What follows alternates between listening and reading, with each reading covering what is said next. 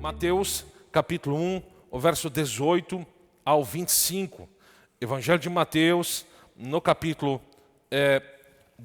1, verso 18 ao 25.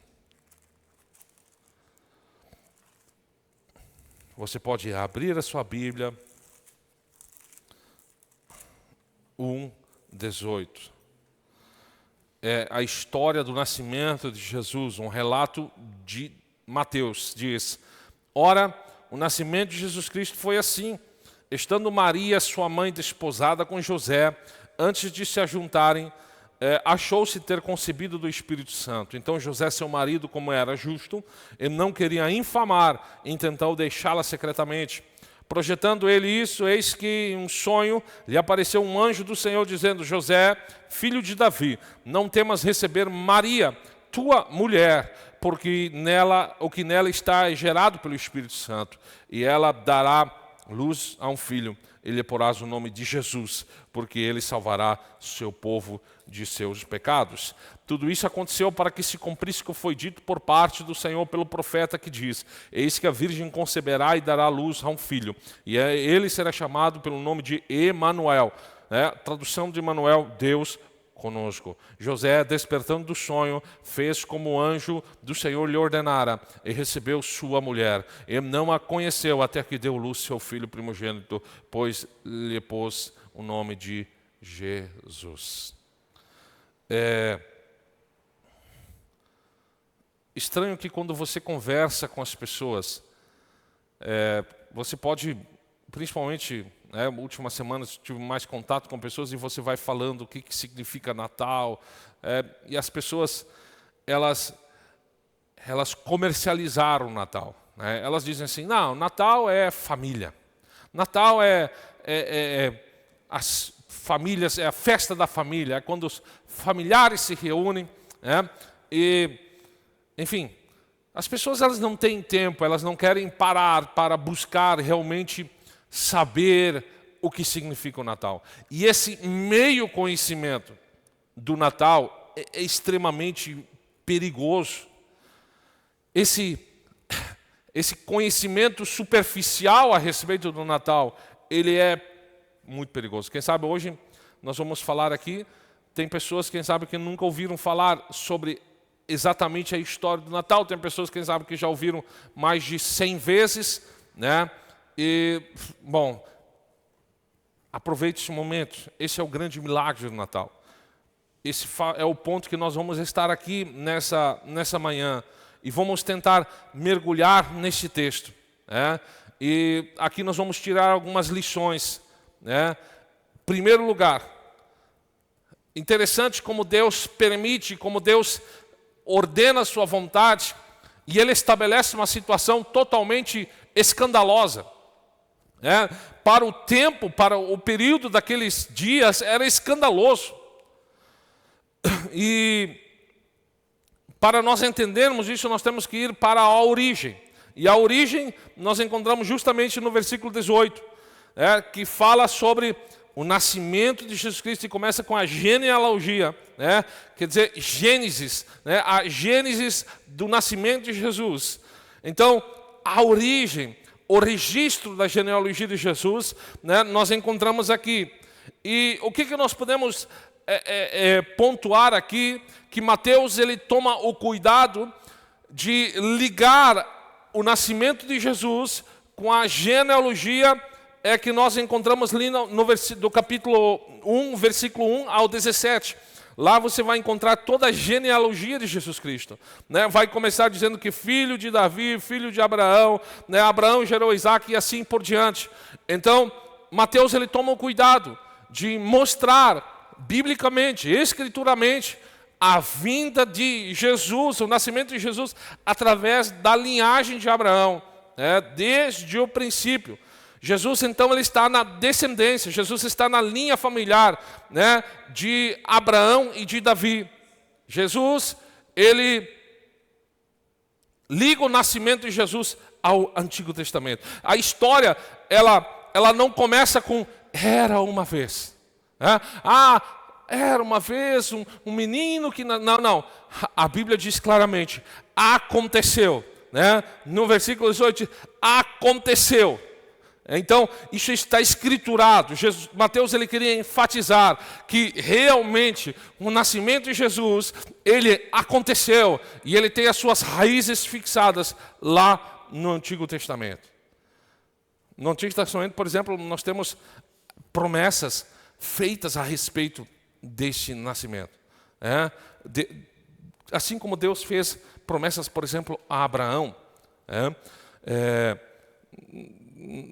Enfim, a Davi, por exemplo, lá no livro de 2 Samuel, eu não posso entrar, senão nós não teremos tempo de mencionar tudo.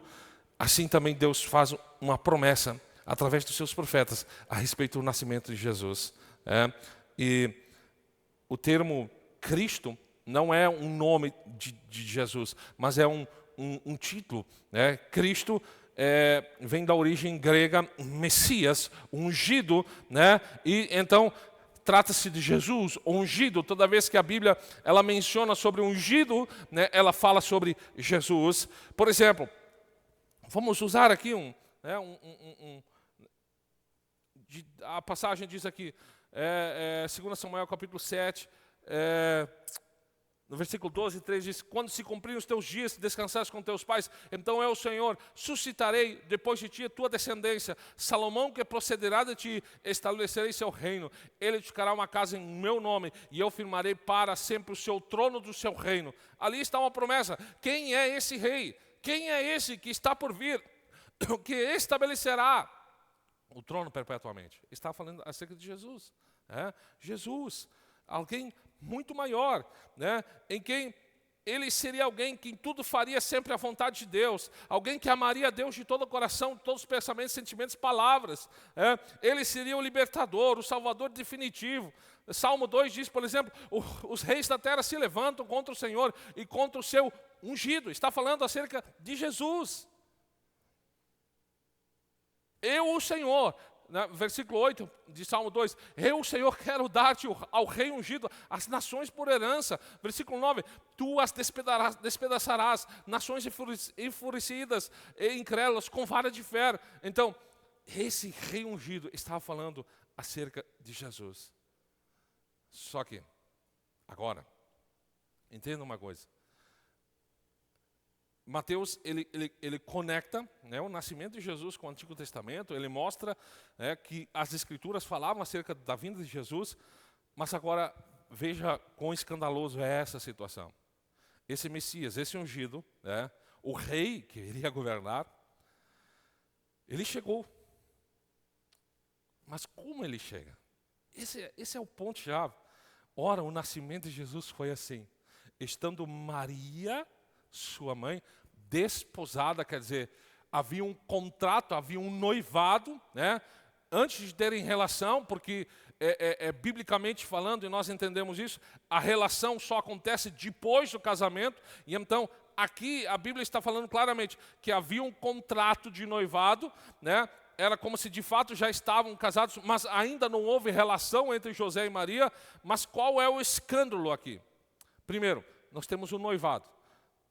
Maria e José estavam noivos, quer dizer, estavam prometidos um ao outro.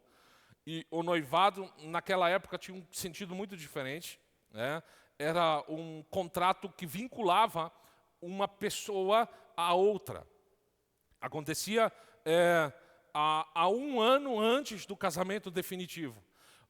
Era como se já estivessem casados, mas não havia uma permissão. A noiva permanecia na casa dos seus pais e o noivo na casa dos seus pais, mas havia esse contrato.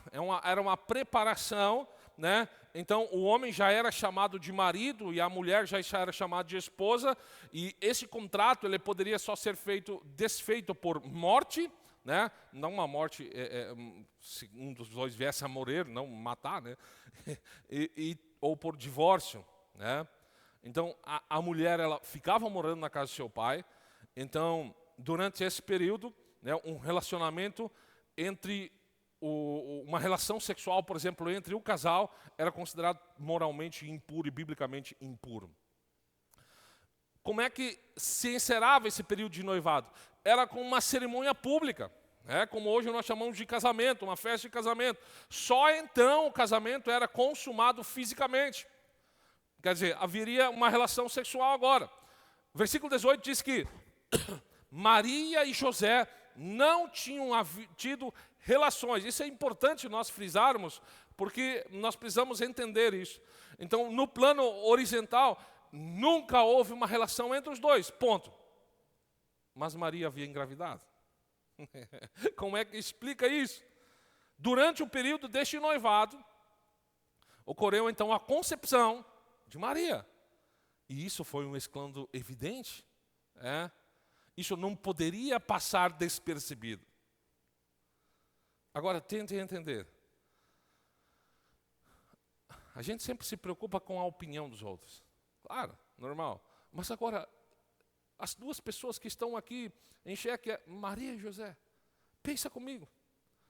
Maria foi vista em Nazaré como uma adúltera. Mas na verdade ela sabia que ela sempre fora fiel a José. E agora ela estava grávida. José, por sua vez, era considerado um tolo. Como é que ele havia desposado agora uma mulher que estava grávida? E como é que explica? Pensa agora, José, quão doloroso isso foi para ele, num primeiro momento. Ele não sabia como Maria havia ficado grávida. Ele sabia que ele havia se mantido puro. Será que José não pensou, será que Maria, afinal, não é a mulher que eu pensei que era?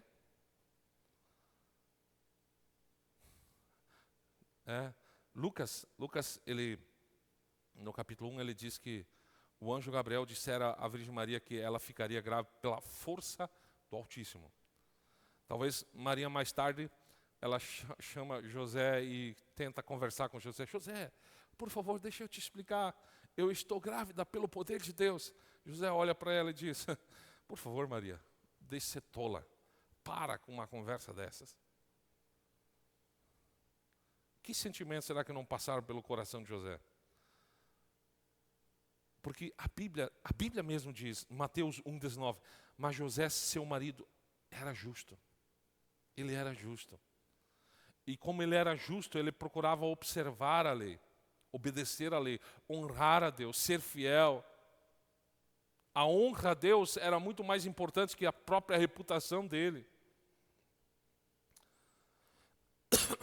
Além de justo, ele também era um homem bom. E ele intentou no seu coração, diz a Bíblia, de não querer expor a mulher, a Maria, publicamente. Ele pensou em deixá-la secretamente.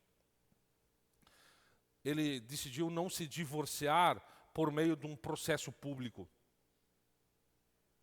Porque a lei ainda obrigaria Maria a ser levada perante o sinédrio, a ser apedrejada, como fizeram com aquela mulher adúltera. Mas não é nem José e nem Maria que são os protagonistas dessa história. Estamos falando acerca de Jesus, o ungido do Senhor. E a Bíblia, ela nos deixa muito claro isso. Que Deus, ele age. E agora, vem a segunda parte, depois daquela situação escandalosa, agora vem a intervenção de Deus. A Bíblia nos diz que José não sabia o que havia acontecido para que Maria ficasse grávida. Nós lemos aqui sequencialmente, um versículo após o outro, diz que já o anjo se apresentou, nós entendemos a história. Mas o período que se passa ali, nós não entendemos o que José e Maria passaram. Mas agora, olha só, essa situação problemática, agora vem um anjo do Senhor, diz a palavra do Senhor. Versículo 20 diz, e enquanto ele refletia sobre essas coisas, eis que um anjo do Senhor apareceu em sonho, dizendo, José, filho de Davi, não temas receber Maria, tua esposa, porque o que nela foi gerado é do Espírito Santo. Olha só, isso é um milagre. Um anjo do Senhor apareceu. Um milagre extraordinário. Deus, no momento certo, ele envia um anjo. E, por exemplo, quando um anjo se apresenta, nós temos somente algumas situações. por exemplo, nós vemos anjos aparecendo a Jesus lá no capítulo 4, verso 11, que os anjos serviram no deserto. No versículo 20, no capítulo 22 de Lucas, apareceram, né, um anjo fortaleceu Jesus no jardim do Getsêmani. Mas os dois grandes acontecimentos no Evangelho, que anjos se manifestaram, se apresentaram, está primeiro no nascimento de Jesus e na ressurreição de Jesus. Olha só que maravilha isso. Então, a aparição de um anjo tem uma importância extraordinária. Não é um mero acaso, mas é uma intervenção de Deus. E todas as vezes que ele fala com José, em todas as vezes que nós vemos Deus agindo ativamente nessa situação, ele está falando através de um anjo, né? Deus age diretamente nessa situação. E primeiro, nós temos que observar algumas coisas que o anjo fala para José. Primeiro, José, filho de Davi. Quando o anjo chama José, filho de Davi, isso é significativo, né? O anjo liga José à linhagem do Messias. Então, José, ele não é apenas um mero acidente, não. Ele foi escolhido dentro da linhagem de Davi, né? Da genealogia também de Jesus. Então, o anjo lembra José da linhagem do Messias. Deus, ele está falando para José em outras palavras, o anjo está dizendo assim, Deus não está brincando com você. Você descende de Davi. José era da linhagem de Davi. José, o fato disso acontecer com você não é um acaso. Não aconteceu, não. Foi programado, foi projetado antes da fundação do mundo. Isso estava projetado. Deus escolheu especificamente José para essa tarefa. Então, e ele volta dizendo na segunda parte, ele encoraja, muda essa tua ideia, José. Não temas em receber Maria, tua esposa. Então, ele diz, não tenha medo, não tenha medo. E isso leva José a receber Maria em sua casa. Porque aquilo, de fato, que estava dentro de Maria foi gerado pelo Espírito Santo.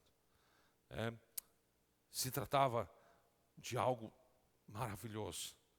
Então, essa foi a história. Vamos recapitular. Primeiro, Jesus, vindo a esta terra, ele se tornou aquilo que antes não era, homem. Um ser humano que conheceria a dor, precisava dormir, precisava ser alimentado, precisava aprender, precisava do cuidado de uma mãe, precisava do cuidado de um pai. Um homem que, acima de tudo, ele poderia morrer como um homem. Em segundo lugar, Jesus ele se tornou o homem sem deixar de ser aquilo que era antes. O que Jesus era antes de vir a este mundo? Ele era Deus, ele é Deus. Ele não deixou de ser Deus.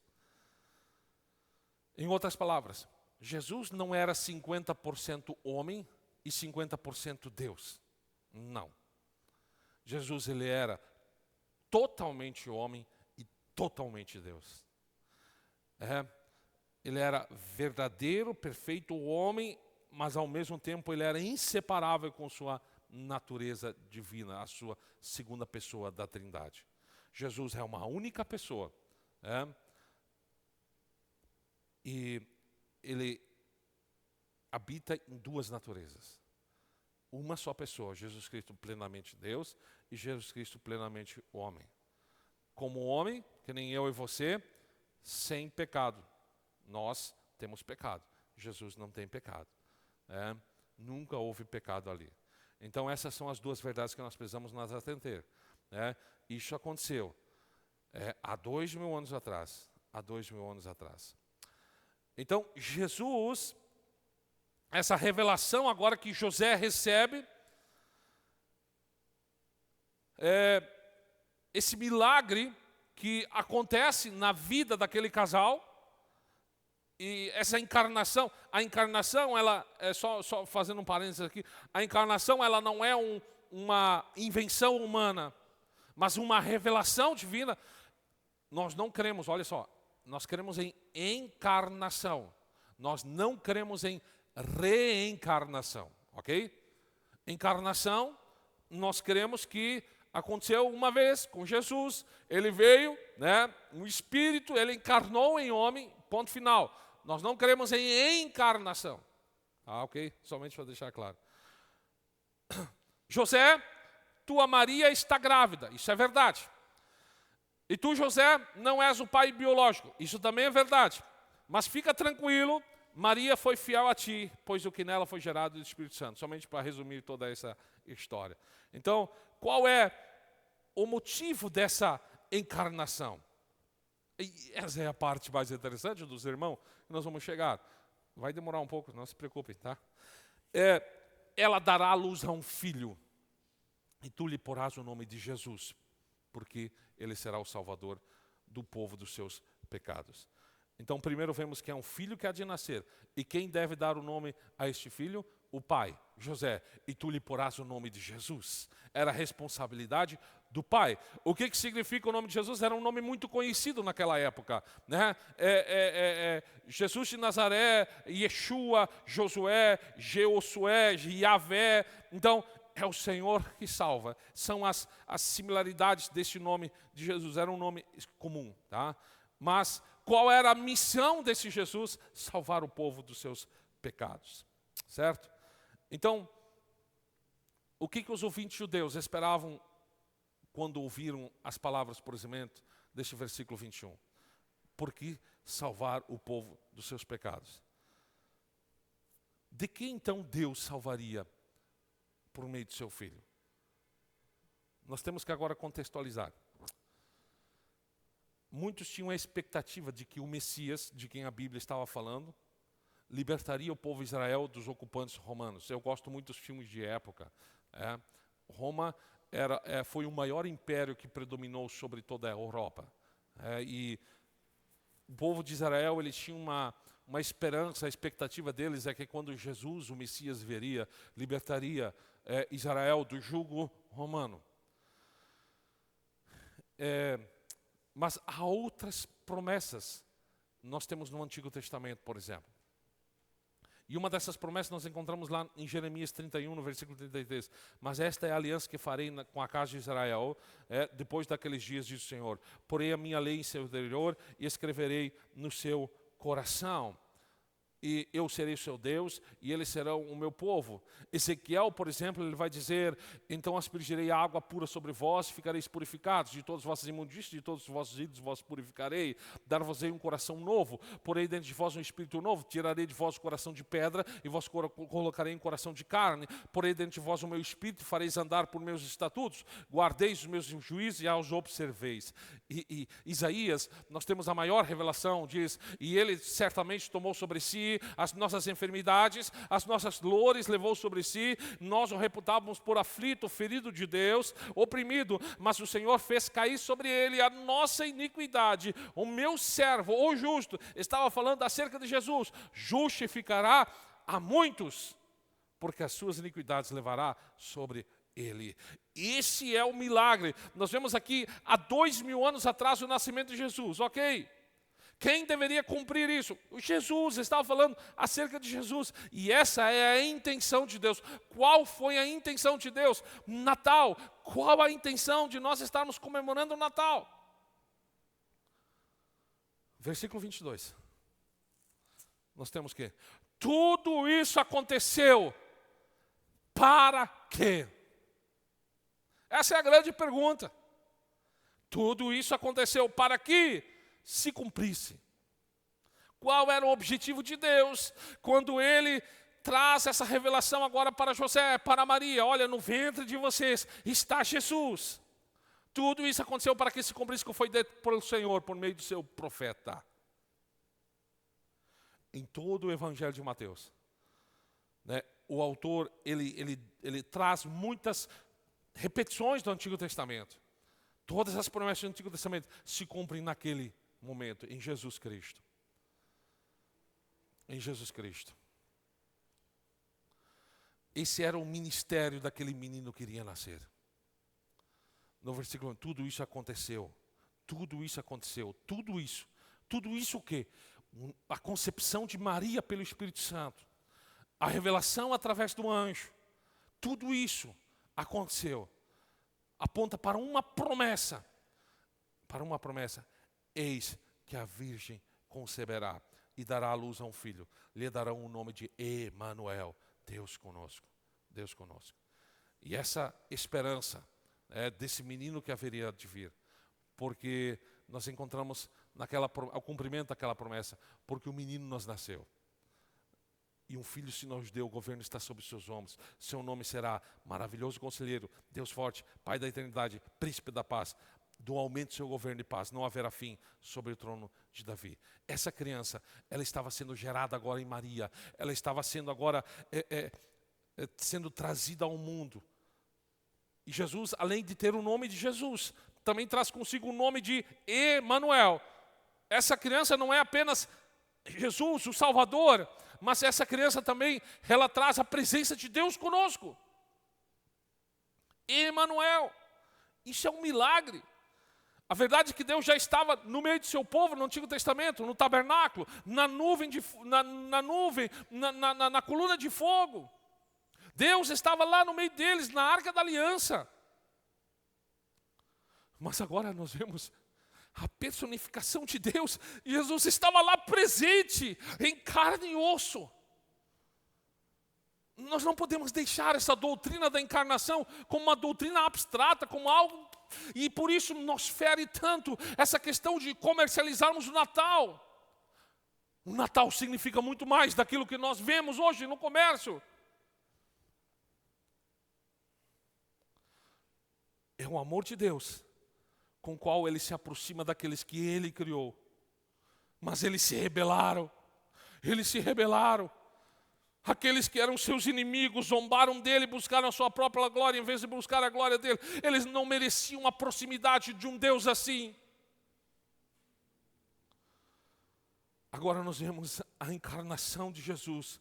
É um coração de Deus cheio de amor e cheio de graça.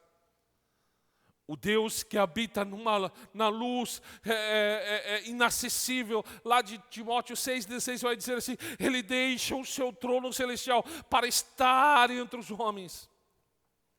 O Deus criador dos céus e da terra, criou a lua, as estrelas, Ele sustenta tudo pela palavra do seu poder. Ele assume agora o corpo humano. Ele se expõe à queimadura do sol que Ele mesmo criou. Ele assume um corpo frágil, que sente dor. Ele sabe, ele passa as dores que nós passamos. Ele assume um corpo humano somente para morrer vicariamente por nós naquela cruz.